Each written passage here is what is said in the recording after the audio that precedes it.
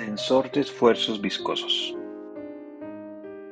Como un ejemplo de fuerza superficial consideraremos el tensor de esfuerzos viscosos. Usualmente el tensor de esfuerzos se puede descomponer en dos partes. Por un lado tenemos la presión escalar multiplicada por el tensor identidad en 3 dimensiones. El segundo término corresponderá al que se denominará el tensor de esfuerzos viscosos. Este tendrá como origen la fuerza interna de fricción por un movimiento diferencial dentro del medio. Para un fluido isotrópico y no magnetizado, el término de esfuerzo viscoso está definido a partir de las siguientes condiciones. Primero, sigma debe ser un tensor simétrico. Si no existe movimiento relativo entre las diferentes partes del fluido, no existirá esfuerzo, es decir, sigma será cero. Esta condición implica que el tensor de esfuerzo viscoso debe ser proporcional al gradiente de las velocidades dentro del fluido. Es más, si el gradiente de velocidades es pequeño, se esperaría una relación lineal entre sigma y este gradiente.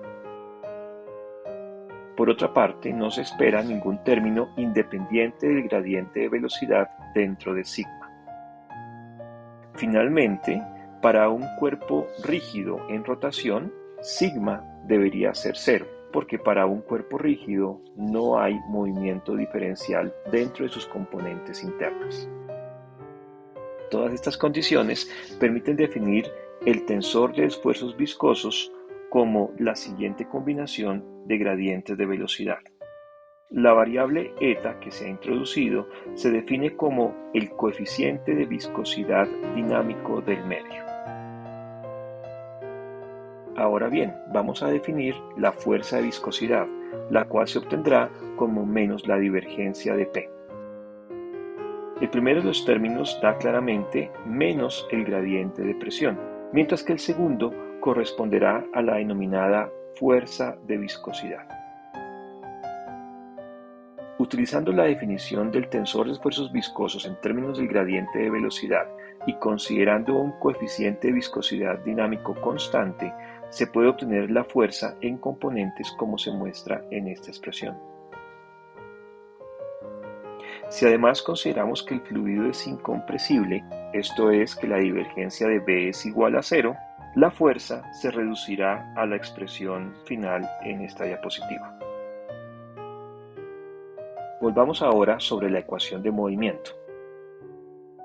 Utilizando el tensor de esfuerzos viscosos definido aquí, la ecuación de movimiento para el fluido en el enfoque lagrangiano se puede reescribir de la siguiente forma.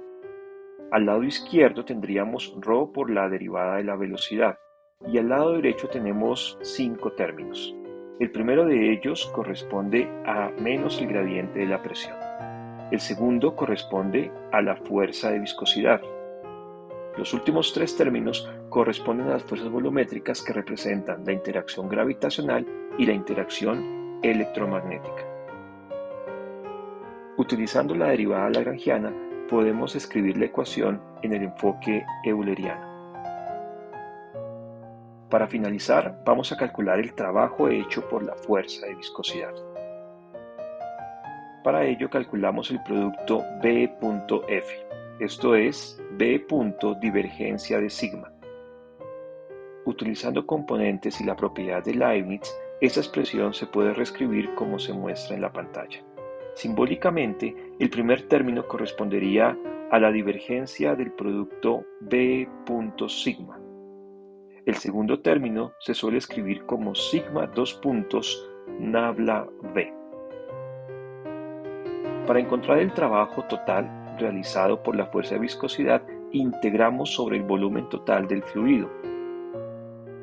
Como es usual, utilizaremos el teorema de Gauss para reescribir el primer término como una integral en la frontera. Este término corresponderá al trabajo hecho en la superficie, mientras que el segundo término corresponderá al trabajo hecho sobre el volumen. De esta manera, si el primer término es cero, El segundo término representará la pérdida de energía cinética dentro del fluido debido a la viscosidad. El integrando dentro de este término se suele definir como la razón de calentamiento volumétrico debido a la viscosidad. Lo simbolizaremos con la letra Q mayúscula. Esta función nos define cómo se calienta el medio debido a la viscosidad interna.